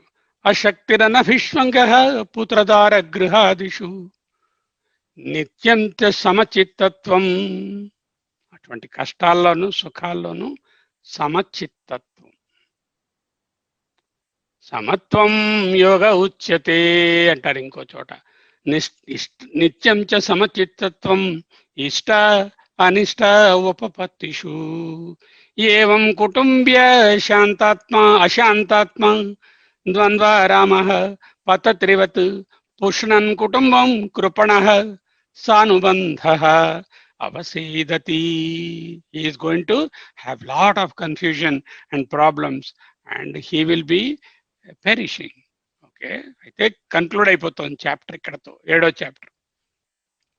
యం ప్రాప్య మానుషం లోకం ముక్తి ద్వారం అపావృతం. ఏం మాట చెప్పారండి? యం ప్రాప్య మానుషం లోకం ముక్తి ద్వారం అపావృతం గృహేషు ఖగవత్ సక్తః సమారూఢచ్యుతం విదుః. సమారూఢ అంటే ఒక ఆయన కష్టపడి ఓ జన్మలన్నీ దాటుకుని ఒక పీక్ చేరాడు. ఆ పీక్ ఏమిటి? మానవ జన్మ. ప్రాప్య మానుషం లోకం అంటే నరజన్మ 84 lakhs 1/84 lakhs దాని తాలూకా ప్రాబబిలిటీ అని చెప్పుకున్నాం. అటువంటి దుర్లభమైనటువంటి మనుష్య జన్మ పొందాడు. యహ ఎవరైతే మానుషం లోకం ప్రాప్య మనుష్య జన్మను పొంది, ఎలా పొందాడు? అనేకమైనటువంటి జన్మలలో ఉన్న పుణ్య ఫలముల వలన సంచితముల తాలూకా సమ్మరీ ఇదే ప్రజెంటేషన్ ఏంటంటే ఒక మనుష్య జన్మ వచ్చింది. అలాంటి వాడు పినాకిల్ పీక్ ఎక్కిపోయాడు, ఇంకేం లేదు, ఆ పీక్ దాటి పరమాత్మను పొందడమే. అలాంటి వానికి ముక్తి ద్వారం అపావృతం. ఆవృతం అంటే మూయబడి ఉన్నది, అపావృతం అంటే తెరువబడి ఉన్నది. ఏమిటి తెరువబడి ఉన్నది? ముక్తి ద్వారం అపావృతం. తెరుచుకునే ఉన్నటువంటి ముక్తి ద్వారం ఎదురుగుండా ఉంటే దాంట్లోకి ప్రవేశించి మళ్ళీ జనన మరణ బాధలు లేకుండా చేసుకోవడం మానేసి ఆ ద్వారం తెరుచుకున్నదని తెలుసుకోకుండా అనాత్మ విషయాలైనటువంటి అహంకార మమకారాలు, ఈ లవ్, ఎఫెక్షన్, ట్యాంగిల్మెంట్, పుత్రధార గృహముల యందు మోహములు పొంది సమచిత్వత్వం లేకుండా మోహంలో ఉంటాడే వాడు ఆరూఢ చ్యుతం విధు. కష్టపడి ఎక్కించాడు భగవంతుడు ఇక్కడికి, అక్కడి నుంచి టప్పని కిందకి నేను జారిపోతానని జారిపోయాడు. చ్యుతం అంటే జారిపోయిన వాడి వలె. విధు పెద్దవాళ్ళు గొప్పవాళ్ళు చెప్తారు. గృహేషు గృహములో పడడం అనేది ఖగవత్ అంటే ఈ పక్షి వలె. ఖగవత్ అంటే పక్షి వలె అటువంటి వాడు ఎక్కినటువంటి తన ఉన్నతమైన స్థానాన్ని నుంచి సక్త అంటే ఆసక్తి గలవాడై, అంటే ఈ మమతానురాగాలతో బంధింపబడిన వాడై, ద్వంద్వములకు లోనైన వాడై, ఆరూఢచ్యుతం పైకి బాగా ఎక్కిన వాడు కిందకి జారిపోయినట్టుగా విదుహు తెలియుదురు. యహ ప్రాప్య మానుషం లోకం ముక్తి ద్వారం అపావృతం గృహేషు ఖగవత్ సక్తః ఆరూఢం చ్యుతం విదుహు. ఆరూఢచ్యుతం విదుహు. తం వాణిని అటువంటి వాణిని ఆరూఢచ్యుతం ఎక్కినవాడు కిందకి జారిపోయిన వాడిగా విదుహు తెలియుదురు. ఎంతైందండి టైము? రఫ్లా ఇంకొక 10 minutes చెప్పుకోవచ్చేమో అనిపిస్తుంది. ఏమంటారండి బావగారు? ఇంకా 5:30 జనరల్ 5:45 దాకా ఒక 10 నిమిషాలు వెళ్దాం, నెక్స్ట్ దానిలోకి కూడా వెళ్దాం. సో ఇది మళ్ళీ లాస్ట్లో సమరైజ్ చేసుకుందాం. అంతా ఒకటే కథ. ఆ రవి తర్వాత ఈ కపోతం కథే ఉన్నది కదా మనం నేర్చుకున్నాం. సో దీంతో 7వ అధ్యాయం అయినది. 8వ అధ్యాయంలోకి వచ్చాం. బ్రాహ్మణ ఉవాచ అంటే మళ్ళీ భగవంతుడు దత్తాత్రేయ భగవానుడు పలుకుతున్నాడు. సుఖమైంద్రియకం రాజన్ సర్గే నరక ఏవ చ దేహినాం యద్యథా దుఃఖం తస్మాన్నేచ్ఛేత తద్బుధ. బ్రాహ్మణ ఉవాచ దత్తాత్రేయ మహర్షి చెప్తున్నారు, రాజన్ ఓ యదురాజా, సుఖమైంద్రియకం రాజన్ సర్గే నరక ఏవ చ. ఓ రాజన్, దేహినాం ప్రాణులకు యత్ ఏ ఐంద్రియకం ఇంద్రియముల వలన కలిగే సుఖము గలదో, దేహినాం యత్ ఐంద్రియకం సుఖం ఐంద్రియకం యత్ దేహినాం అంటే దేహ సంబంధమైనటువంటి ఇంద్రియ సుఖము ఏదైతే ఉన్నదో అది స్వర్గే స్వర్గమునందును, నరకే ఏవచ నరకమునందును కూడా వాటిని అనుభవించవలని. తస్మాత్ అంటే మంచి పనులు చేస్తే సుఖములు ఇక్కడ అనుభవిస్తాము, ఈ పుణ్యముల వలన స్వర్గమును అనుభవిస్తాము, అక్కడ కూడా మళ్ళీ అనుభవమే, మళ్ళీ సుఖానుభవం. ఒకవేళ చెడ్డ పనులు చేస్తే దానివల్ల పాపములు వస్తే ఈ పాపముల నరకములకు వెళితే అక్కడ కూడా మళ్ళీ అనుభవమే, దుఃఖానుభవం. ఈ సుఖ దుఃఖ అనుభవము ఇక్కడ జరుగుతున్న దాని తాలూకా ప్రతిఫలనము మళ్ళీ స్వర్గము నరకమునందు కూడా కంటిన్యూషన్ ఉంటుంది. తస్మాత్ అందువలన తస్మాన్ న ఇచ్చేత తత్ బుధ తత్ దానిని, దేనిని, ఆ సుఖమును, అంటే ఆ ఇంద్రియ సుఖమును, ఆ లౌకిక ప్రవర్తనను, ఆ మోహంతో ఉండడము, ఆ నేను నాది అనే మమకార అహంకారాలతో ఉండడాన్ని, ఆ సుఖాన్ని నా ఇచ్చేత కోరరు. ఎవరు? బుధః వివేకి. అంటే ఈ కథ చెప్పేసి ఆయన మళ్ళీ ఆ కథకి కన్క్లూడ్ చేస్తున్నారు అన్నమాట. అయ్యా రాజా, కథ విన్నావు కదా, మోహంలో పడి ఆ పావురాలు ఎలా నాశనం అయిపోయాయో, బుద్ధి లేకుండా తన పిల్లలు, తన ఇల్లు, తన భార్య అవే సుఖమని, అవే సొంతమని, అవే నిరంతరమని తలంచి వాటి పోషణయే అన్నిటికన్నా ముఖ్యమంటూ లౌకికంగా బ్రతుకుతూ అసలైనటువంటి విషయాన్ని తెలుసుకోకుండా ఈ సుఖాలు దుఃఖాలు ఇక్కడతో సరిపోవు, మళ్ళీ జన్మలుంటాయి, ఆ జన్మలలో మళ్ళీ కంటిన్యూ అవుతాయి, సుఖ దుఃఖాలు స్వర్గ నరకాలలో కంటిన్యూ అవుతాయని తెలుసుకోకుండా ఉండేవాళ్లలాగా కాకుండా, బోధః తెలివి ఉన్నవారు, వివేకులు, తస్మాత్ అందువలన తత్ దానిని నా ఇచ్చేత కోరరు అంటూ ఒక కన్క్లూషన్ చెప్పారు. If you are intelligent, you live there like a guest, like a sakshi in this world, and don't get entangled with them. అంటే ఎవరు వ్యావహారికమైనటువంటి జీవితాన్ని వదిలేసి వెంటనే మనం ముక్కు మూసుకుని ఇప్పుడే ఏదైనా ఆశ్రమానికి పొమ్మని పోయినా మళ్ళీ ఈ కోరికలు మనతో ఉంటూనే ఉంటాయి, మన ఆలోచనలు అలలు వస్తూనే ఉంటాయి. చేత ఎక్కడ ఉన్నామన్నది కాదు ప్రశ్న, ఎలా ఉన్నామన్నది ప్రశ్న. ఆ ఉండడం ఎలా ఉండాలి అంటే, తామరాకు మీద నీటి బొట్టు అంటూ చెప్తూ ఉంటారు కదా, అలాగే సాక్షి అంటాం కదా, ఆ సాక్షిలాగా లైక్ ఎ విట్నెస్. అంటే మనకి ఇక్కడే ఆయన జిడ్డు కృష్ణమూర్తి గారు చెప్తారు, be a guest in your own home అంటారు. Just live like a guest in your own home. మనం ఎవరింటికైనా వెళ్ళి గెస్ట్గా ఉంటే, వాళ్ళంటే వాళ్ళు పోటాడుకుంటూ ఉంటే వాళ్ళతో సహా మనం కూడా కలుస్తామా? లేకపోతే వాళ్ళు ఆనందంగా ఏదో చప్పట్లు కొట్టుకుంటుంటే ఆహా ఎందుకో అనుకుంటాం. వాళ్ళ ఫ్యాన్ మనదనుకుంటామా? వాళ్ళ ఏసీ మనదనుకుంటామా? ఏదో వాళ్ళు ఇచ్చిన అన్నం పెట్టి ఆ రోజు తినేసి ఆ రోజు ఉండి వెళ్ళిపోతాం. అదే విధముగా మన సొంత ఇల్లు మనకు గెస్ట్ హౌస్ అనేటటువంటి భావాన్ని కలిగించుకుంటూ బుధః అటువంటి వివేకులు తస్మాత్ దేర్ ఫోర్ నా ఇచ్చేత తత్ దాని యందు ఏ విధమైన ఇచ్ఛను చూపరు అంటూ చెప్పారు. దీనినే be a guest in your own home, be a guest in your own home. Okay, అది ఓకే. సుఖమైంద్రియకం రాజన్ స్వర్గే నరక ఏవ చ దేహినాం యద్యథా దుఃఖం. సుఖం దుఃఖం, స్వర్గం నరకం, వీటిలో తస్మాన్ నా ఇచ్చేత తద్బుధః. సరే, ఇప్పుడు ఆ శ్లోకం దగ్గరికి వెళ్ళాలి. మళ్ళీ ఏమిటుందో నెక్స్ట్ ఏమిటుంది? పృథివీ తరువాత ఆకాశము, ఆకాశము తరువాత వాయువు. పృథివీ, వాయువు, ఆకాశము, ఆపహ అగ్ని, చంద్రమ, రవి, కపోతః అయిపోయింది. అజగర, సింధు, పతంగ, మధుకృత్, గజ. సో ఇప్పుడు అజగరం. అజగరం అంటే ఏమిటండి? కొండ చిలువ. ఓకే, కొండ చిలువ.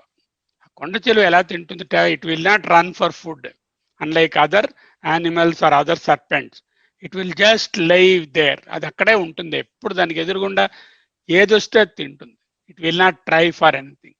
ఒక స్థాణువులో పడి ఉంటుంది, ఆ నోరు తెరుస్తుంది, ఆ నోటికి ఎదురుగుండా ఏదొస్తే దాన్ని తింటుంది. అది విషమవచ్చు, మంచిదవచ్చు, చెడ్డదవచ్చు, మట్టి బెడ్డ అవ్వచ్చు, అది తినేసి అరిగించుకుంటుంది అంతే. దానికి ఫుడ్ ఏది కనిపిస్తే, ఏది దొరికితే అది తప్ప ప్రత్యేకమైన ప్రయత్నం చేయదు. ఆ బుద్ధిని ఇక్కడ చెప్తున్నారు. గ్రాసం సమృష్టం విరసం మహాంతం స్తోక్తమేవ వా యదృచ్ఛయైవాపతితం గ్రసేత్ అజగరః అక్రియః. అజగరః అంటే కొండ చిలువ యొక్క వృత్తి వంటి వృత్తి కలవాడు, అంటే కొండ చిలువ లాంటి ప్రవర్తన గలవాడు. అక్రియః అంటే ఉదాసీనుడైనటువంటి సాధకుడు. ప్రత్యేకమైన ప్రయత్నములు ఉండవు. అక్రియ అంటే పళ్ళుతో కూడా స్నానం చేయడం అంటే అది కాదు. he will not make a very special effort to gain something or some person, some relationship. అటువంటిది అనమాట. గ్రాసం ఆహారమును, సమృష్టం చాలా రుచి అయిన, విరసం రుచి లేనిదైన, మహాంతం గొప్ప సమృద్ధమైన ఫీస్ట్ అయిన, స్తోకం అంటే కొంచెమైన. అస్తోకం అంటే చాలా ఎక్కువ, స్తోకం అంటే చాలా కొంచెం, స్తోకం అంటే కొంచెం కొంచెం అని అర్థం. అంటే అది కొంచెమైనా ఎక్కువైనా, రుచిగా ఉన్నా రుచిగా లేకపోయినా, ఎదృచ్ఛయా ఏవా అనుకోకుండా వచ్చినది మాత్రమే, ఆపతితం లభించిన దానిని గ్రసేత్ తినవలెను. గ్రాసం ఫుడ్, సంమృష్టం మృష్టాన్నము అంటే విందు భోజనం, సుమృష్టం అంటే బాగా రుచిగా ఉన్నది, విరసం రుచి లేనిది, మహాంతం చాలా ఎక్కువ క్వాంటిటీ, స్తోకం చాలా కొంచెం. He will not bother whether he has got lot of food or very little food, very tasty feast or very tasteless food. వా ఏదైనా సరే, యదృచ్ఛయై ఆపతితం తనకు తానుగా ఏదైతే ఆపతితం అంటే లభించిన దానిని, గ్రసేత్ అంటే తినవలెను. ఎవరు?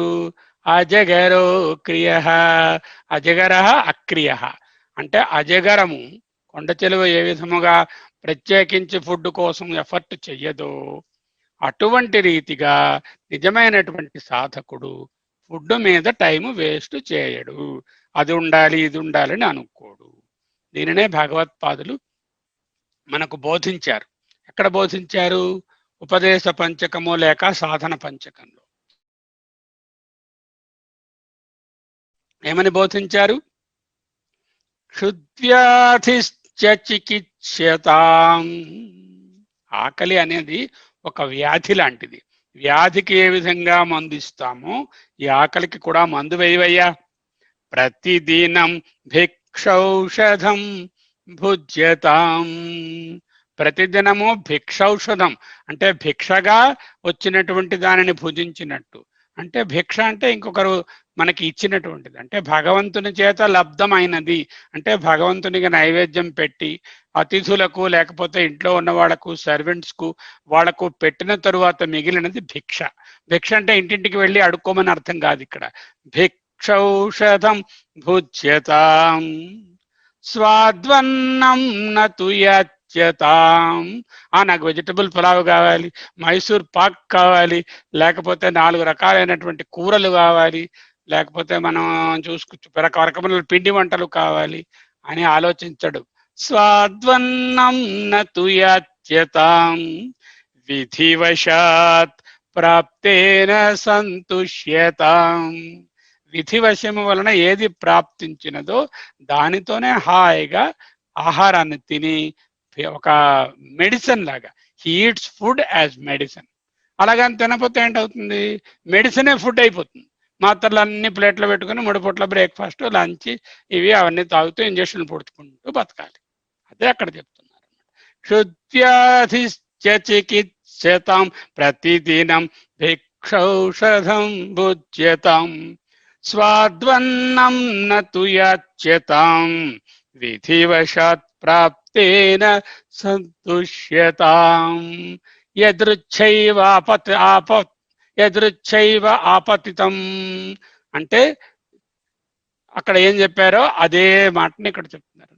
స్వాద్వన్నం నతు యచ్యతాం సుమృష్టం విరసం వా.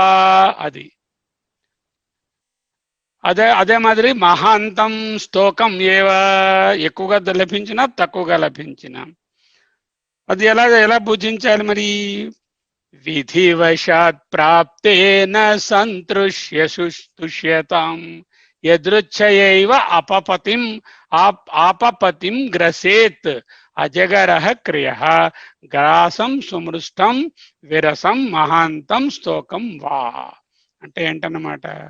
Food is for prana and not for enjoyment.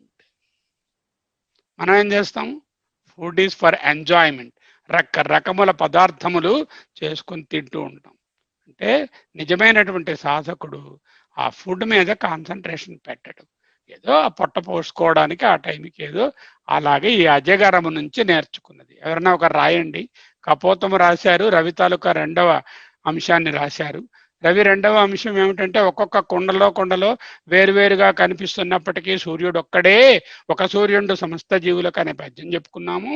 అలాగే ఆత్మ వేరువేరు ఉపాధుల్లో ఉంటే కూడా ఒకే ఆత్మ. Food or prana is only for keeping the prana food and not for the enjoyment. గ్రాసం సుమృష్టం విరసం మహాంతం స్తోకం మేవవా ఏవవా అయినప్పటికీ ఎదురుచైవ అపపతిం అంటే అపతితం అంటే వచ్చినటువంటి దాన్ని గ్రసేత్ తింటాడు. అజగరహ క్రియ అంటే ఆ కొండ చిలువ వలే. కొండ చిలువ అయిపోయింది. నెక్స్ట్ ఏమిటి? కొండ చిలువ తర్వాత చెప్తున్నారు శయీతాహాని భూరిణి నిరహారో అనుపక్రమ యది నోపనమేదగ్రాసో మహాహిరివదిష్టభుక్. ఇది కూడా దాని కంటిన్యూవేషనే, అజగరాన్ని కంటిన్యూవేషనే. దిష్టభుక్ అంటే ప్రారబ్ధమును అనుభవించేటటువంటి సాధకుడు. దిష్టం అంటే ప్రారబ్ధం, దిష్టభుక్ అంటే ప్రారబ్ధాన్ని అనుభవించేటటువంటి సాధకుడు. గ్రాసహ అంటే ఆహారమును. దిష్టభుక్ శయీతాహాని భూరిణి నిరాహారో అనుపక్రమ యది నోపనమేద్గ్రాసో. ఆ గ్రాసాన్ని ఏ విధంగా తింటాడు? నా ఉపనమేత్ యది. ఇది దగ్గరికి రాలే, ఓ రోజు అలా పడుకుంది కొండ చిలువ. ఆ రోజంతా ఏం ఫుడ్ లేదు, మన్నాడు లేదు, ఒక వారం కూడా ఏ ప్రాణి ఒక్క పిల్లి పాము ఏది నోటికి రాలే. నా ఉపనమేత్ యది అంటే ఏది దగ్గరికి రాకపోతే మహా అహిహి ఇవ కొండ చిలువ వలే. మహా అహిరివ అంటే మహా అహి అంటే అహి అంటే సర్పము, పాము. మహా అహిహి అంటే కొండ చిలువ. దానివల్ల ఇవ అంటే దాని వలె నిరాహార అంటే ఆహారం లేకుండా నిరసన వ్రతాన్ని అవలంబించేస్తాడు. అంటే ఏం లేకపోతే పర్లేదు, ఎప్పుడు వస్తే అప్పుడు తిందాంలే అని ఊరుకుంటాడు. అనుపక్రమ ఏ విధమైనటువంటి ప్రయత్నాన్ని, బయలుదేరి వెళదాం తెచ్చుకుందాం ఎక్కడికోను, అలా కొండల్లోకి వెళ్తే అక్కడ దొరుకుతుంది ఫుడ్, ఈ చెట్టుకి వెళ్తే అక్కడ ఏదో ఉన్నది. భూరిని చాలా, అహాని రోజులను. భూరిని అంటే చాలా, అహాని రోజులను. శయీత పరుండవలెను. He just sleeps if no food is available. ఆ నోటు తెరిస్తే నోటు తెరికి ఏదైనా వస్తే తింటుంది, లేకపోతే లేదు. దిష్టభుక్ అంటే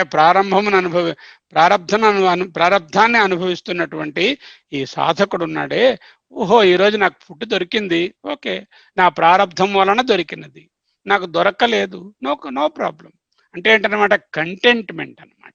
దీన్ని ఏంటంటారు? దీన్ని పూర్తిగా ఏంటంటే కంటెంట్మెంట్ అంట. ఉన్నదానితో సంతృప్తి పడడం, కొత్త దానికోసం పరుగులు పెట్టకుండా ఉండడం. శయీత అంటే నిద్రిస్తాడుట. ఎలాగా? అహాని రోజులను, భూరిని చాలా రోజులను. ఎలా ఉంటాడు? నిరాహార ఏం తినకుండా, అనుపక్రమ ఏ ప్రయత్నము చేయకుండా. యది నోపనమేత్ గ్రాసో యది నా ఉపనం అంటే దొరకలేదు, నా ఉపనమేత్ అంటే దొరకకపోతే, దగ్గరకు రాకపోతే. గ్రాస నా ఉపనమేత్ యత్ మహా అహిరివ దిష్టభుక్ అంటే ఈ సాధకుడు ఆహారం లేకుండా కూడా ఉంటాడు కానీ అనవసరంగా చేతులు చాచడు, ఇంకొకరి కోసము ఇంకొకరి పొట్ట కొట్టాలని చూడడు, అనవసరమైన పాడు ప్రయత్నాలు చేయడు, ఉన్నదానితోనే సంతృప్తి పొందుతాడు. సాధకుడు తనకు ఏది లభించినా అదే పరమాత్మ నాకు ఇచ్చాడనేటటువంటి భావనతో, అంటే కుచేలుడు చూడండి ఆ కథలోని, భగవంతుడు నాకు ఇదే అనుగ్రహించాడు అంటూ దాంతోనే సంతృప్తి పడ్డాడు. మళ్ళీ భగవంతుడు సంపదలు ఇచ్చాడు, అప్పుడు కూడా అదే భగవంతుడు ఇచ్చాడనే భావనలో ఉన్నాడు. తన వద్దకు ఆహారం రాకపోతే కొండ చిలువలా ఎన్నో రోజులైనా కూడా ఏ ఫుడ్ లేకుండా, దాని కొరకు ప్రత్యేకమైన ప్రయత్నం చేయకుండా మిన్నక ఉండవలెను. దిష్టభుక్ contentment is the best policy. ఎల్లభసే నిజ కర్మోపాత్తం విత్తం తేన వినోదయ చిత్తం భజ గోవిందం. అదే ఇక్కడ చెప్తున్నారు. శయీతాహాని భూరిణి నిరాహారో అనుపక్రమ యది నోపనమేద్గ్రాసో మహాహిరివ దిష్టభుక్. ఓకే, తర్వాతది ఓజః సహో బలయుతం బిభ్రత్ దేహమకర్మకం శయనో విత నిద్రశ్చ నిహితేంద్రియవనపి. ఇక్కడ 3 శక్తులు చెప్తున్నారు. ఓజస్ సహ బలయుతం. ఓజః సహ బలయుతం. ఓజస్ అంటే ఇంద్రియ శక్తి, సహ అంటే మనశ్శక్తి, బల అంటే శరీర శక్తి. అంటే ఇంద్రియ శక్తి, శరీర శక్తి, మనశ్శక్తి వాటితో కూడినటువంటి, యుతం అంటే కూడినటువంటి. ఓజః సహ బల యుతం, దేహ ఇంద్రియ మనోబలాలతో కూడినటువంటి, అకర్మకం చేష్టలు లేని, దేహం దేహమును, బిభ్రత్ దాల్చువాడు, శయానః పరుండువాడు, వీత నిద్రచ అంటే పోయినటువంటి నిద్ర, నిద్రలోంచి మెలక వచ్చినవాడు, ఇంద్రియవాన్ అపి ఇంద్రియములు గలవాడే అయినా నా ఈహేత చేష్టను చేయరాదు. ఈహ అంటే చేయడం, నా ఈహేత అంటే చేష్టను చేయరాదు. అంటే మనకు ఇంద్రియ శక్తి, మనశ్శక్తి, శరీర పాఠము ఉన్నా కూడా సాధకుడు వివిధ కర్మలను కట్టి పెట్టవలెను. అంటే ఏమిటి చెప్తుంది? కర్మల వలన ఏదో ఒక ఇమీడియట్ ఫలితం వస్తుంది.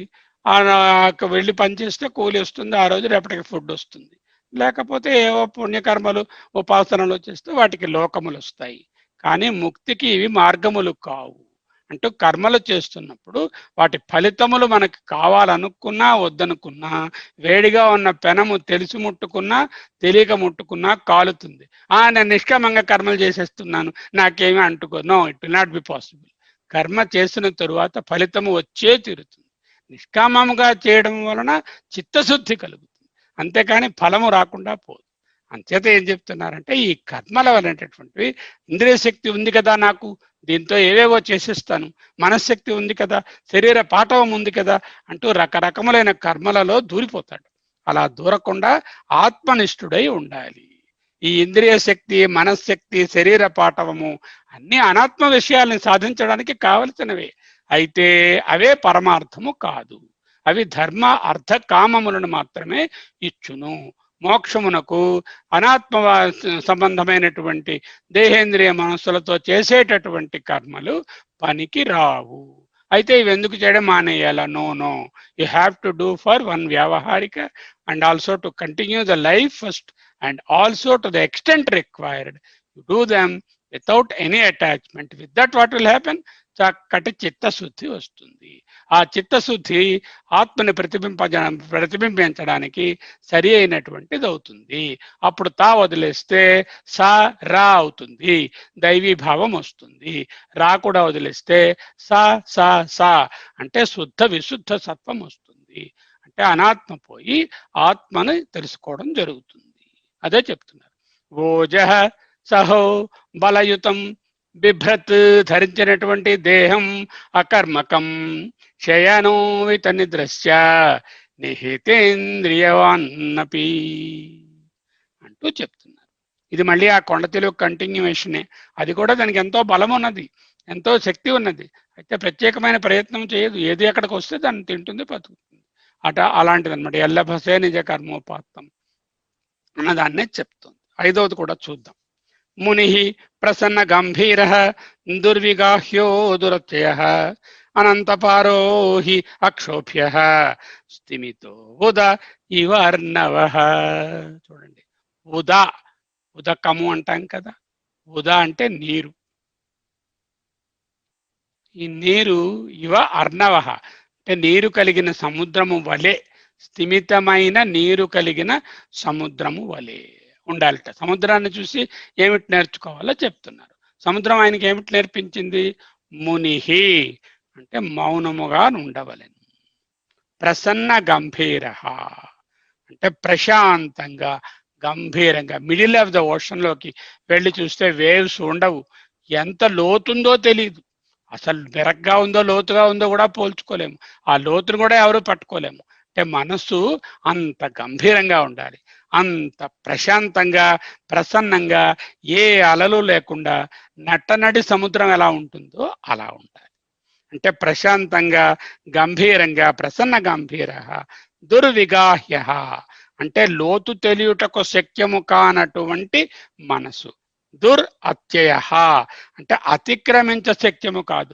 సముద్రం ఎవరైనా అతిక్రమించగలమా? ఎంత పెద్దది ఉంటుంది, ఎన్నాళ్ళు ట్రావెల్ చేసినా ఓషన్ అలా ఉంటూనే ఉంటుంది. అంటే ఈయన తాలూకా శక్తి కూడా, ఆత్మశక్తి కూడా దురత్యయ అనంత పారహ అంటే కాలము యొక్క దేశం యొక్క పరిచ్ఛేదానికి లోబడినటువంటిది అని చెప్పడానికి. మునిహి అంటే మౌనము, అంటే చాలా quietness, stillness of the mind. Prasanna గంభీర ప్రశాంతంగా గంభీరంగా ఉండడం. దుర్విగాహ్య లోతు తెలియడానికి కష్టము, శక్యము కానిది. దుర్ అత్యయ అత్యయం అంటే దాటడం. దురత్యయ అంటే అతిక్రమించ శక్యము కానిది. అనంత పారహ కాలము దేశము యొక్క పరిచ్ఛేదములు లేనివాడు. హి నిశ్చయముగా అక్షోభ్య క్షోభిల్లజేయ శక్యము కానివాడు. ఎవరు ఆయన కదపలేరు, ఎందుకంటే మనస్సు గంభీరము, మనస్సు తాలూకా ఇది ప్రశాంతము, అనంతమైనటువంటి ఆ ప్రవాహంలో అలా ఉంటాడంతే. అటువంటి స్థిమత ఉదహ స్థిమితోద ఇవ అర్ణవ నిశ్చలమైన నీరు గల అర్ణవ ఇవ సముద్రము వలె. స్థిమిత ఉద ఇవ అర్ణవ. అలాంటి వాళ్ళు ఎలా ఉంటారు? అక్షోభ్య. He cannot be made to get agitation. ఏ విధమైన యాజిటేషన్ లేనటువంటి వాడు. అంటే మనోనైశ్చల్యం. ఏం చెప్తుంది? మనోనిశ్చలత. మనోనిశ్చలత అంటే ఇదే ట్రాంక్విలిటీ ఆఫ్ మైండ్. ఎలాగా? Just like the middle of the ocean. ఇక్కడ ఆపుకుందామా? ఇంకొకటి ఉంది దీంట్లోనే, దీనికి సంబంధించింది, అది కూడా చెప్పేసుకుందాం. ఆరోది అది కూడా ఈ ఉదకానికి సంబంధించినది. సమృద్ధ కామోహీనో నారాయణ పరో ముని. నారాయణ పరహ ముని అంటే నారాయణ పరుడైనటువంటి, నారాయణుడే పరమ లక్ష్యంగా పెట్టుకున్నటువంటి ముని అంటే ఈ సాధకుడు. సమృద్ధ కామ ఆప్త కాముడు, పూర్ణ కాముడు, ఆత్మకాముడు. అంటే ఉపనిషత్తు చెప్తుంది కదా, సమృద్ధి అయినటువంటి కోరికలు కలవాడు. సమృద్ధ కామ కోరికలు కలవాడు గాని, హీన సంపన్నము కాని కోరికలు కలవాడు గాని. అంటే వాడికి ఈ కోరికలన్నీ తీరిపోయాను 100 లిస్టు, ఈ నువ్వు 1000 ఇంకా తీరలేదు అన్ను మరో లిస్టు వాళ్ళ దగ్గర ఉండదు. ఎందుకంటే నారాయణ పరో ముని, నారాయణ పరమైనటువంటి మనస్సు కలిగినటువంటి ఆయన. సరిద్భి అంటే నదులతో, సాగర ఇవ అంటే చూడండి, గోదావరి, కృష్ణ, ఇంకోటి ఇంతంత నీరుని తీసుకొచ్చి రోజుకి కొన్ని మెగా క్యూబిక్ యూనిట్స్ ఆఫ్ వాటర్ని తీసుకొచ్చి డంప్ చేసిస్తుంది సముద్రంలో. అలాగే ఉంటుంది, ఒక్క పెసరు పెరగదు తరగదు. అలాగే ఎంతో నీరు ఎవాపరేట్ అయిపోతూ ఉంటుంది సూర్యరశ్మికి, మొత్తం సముద్రం సర్ఫేస్ ఏరియా.